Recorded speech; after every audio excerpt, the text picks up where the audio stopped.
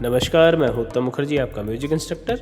आज हम घराने के विषय में बात करने जा रहे हैं कि संगीत में घराने क्या होते हैं और संगीत में घरानों की इतनी महत्वपूर्णता क्यों है, ये इतने महत्वपूर्ण क्यों है संगीत में। तो सबसे पहले हम लोग घराने का अर्थ जान लेते हैं। घराने या घराना, घराना शब्द का अर्थ होता है वंश, और घराने शब्द का मतलब है किसी गुरु विशेष की जो परंपराएं हैं उससे होता है। यह प्रथा संगीत के सभी प्रकारों में पाई जाती है, मतलब आपके गायन, वादन, नृत्य, ये तीनों में पाई जाती है। घराने से अभिप्राय होता है कि ऐसे प्रसिद्ध गायकों और वादकों द्वारा जिन्होंने अपनी प्रतिभा से एक विशेष प्रकार की गायन एवं वादन शैली को जन्म देकर उसे अपने पुत्र पुत्रियों तथा शिष्यों को सिखाकर प्रचलित किया हो, उस शैली का अनुकरण उनके शिष्य तथा उनके कुटुंब के द्वारा किया जाता हो और आगे वे अपने शिष्यों को सिखाते हैं और इसी प्रकार से एक श्रृंखला बन जाती है। इसी श्रृंखला को संगीत में घराना कहते हैं। दूसरे शब्दों में हम कह सकते हैं कि शिक्षकों द्वारा अपने शिष्यों को शास्त्रीय संगीत की शिक्षा दिए जाने के क्रम में एक पारिवारिक परंपरा अस्तित्व में आई है, जिसे घराना या संप्रदाय कहा जाता है। हर घराने की अपनी एक विशिष्ट शैली होती है, जिन्हें घराने के गुरुओं द्वारा विकसित किया जाता है और अपने शिष्यों के जरिए आगे बढ़ाया जाता है। हर घराने के गायन और वादन में अंतर होता है। यह अंतर गायकी का अंदाज, बंदिश, राग, तान और आलाप लेने का ढंग हो सकता है। वैसे तो गायन वादन के अनेक घराने हैं, परंतु हम आज 5 जो मुख्य हैं उनके बारे में हम बात करने जा रहे हैं। सबसे पहले हम बात करते हैं ग्वालियर घराने के विषय में। इस घराने के प्रवर्तक यानी इस घराने के पिता हैं नत्थन खां पीर बख्श। यह घराना ख्याल का सबसे प्रसिद्ध घराना है। यह घराना लखनऊ घराने से निकला है। यह लखनऊ से ग्वालियर में आकर स्थिर हुआ। ग्वालियर दरबार के प्रसिद्ध ख्याल गायक हुद्दू खां, हस्सू खां और नत्थू खां, ये तीनों कादर बख्श के पुत्र थे। अब कादर बख्श जी कौन है? नत्थन पीर साहब के 2 बच्चे थे, कादर बख्श और दूसरा है पीर बख्श। पीर बख्श की वंशावली यहीं ख़त्म हो जाती क्योंकि वो अनमैरिड रहे। उसके बाद कादर बख्श साहब के 3 बच्चे हुए, हस्सू खां, हद्दू खां, नत्थू खां, और ये तीनों ग्वालियर के दरबार में गायक थे। इनकी वंशावली जो है मैंने आपको इस वीडियो में दी हुई है, आप एक बार इसे पढ़ लीजिएगा।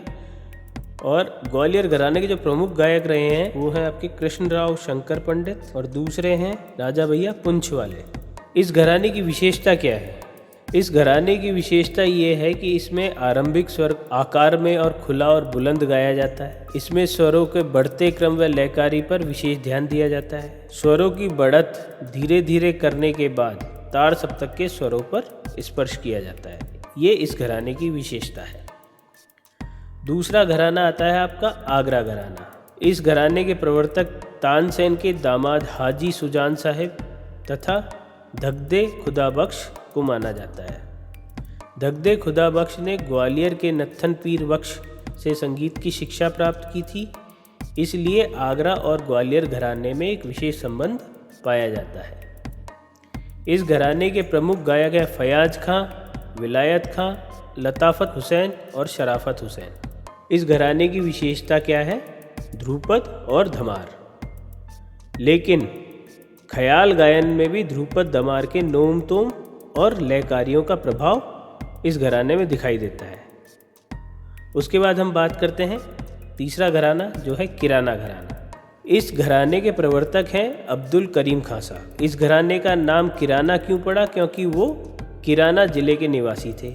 इनके गुरु का नाम अब्दुल रहमान खां था। अब्दुल करीम खां पहले सारंगी वादक थे, बाद में ये गायक बने। इस घराने के प्रमुख गायक हैं अमीर खां, गंगूबाई हंगल, हीराबाई बड़ौदकर, सरस्वती राणे, रोशन आरा बेगम।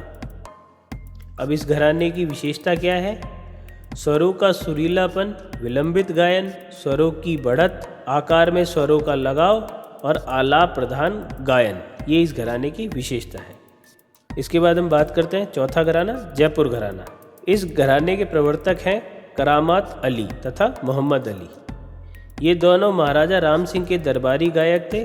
कुछ विचारक मानते हैं कि इस घराने के प्रवर्तक मनरंग थे तथा मोहम्मद अली इनके वंशज माने जाते हैं। कुछ विद्वान लोग मानते हैं कि मनरंग जो थे वो इस घराने के प्रवर्तक हैं और मोहम्मद अली उनके वंशज माने जाते हैं। इस घराने के प्रसिद्ध गायक हैं भुर्जी खां, केसरबाई केलकर, लक्ष्मीबाई जादव।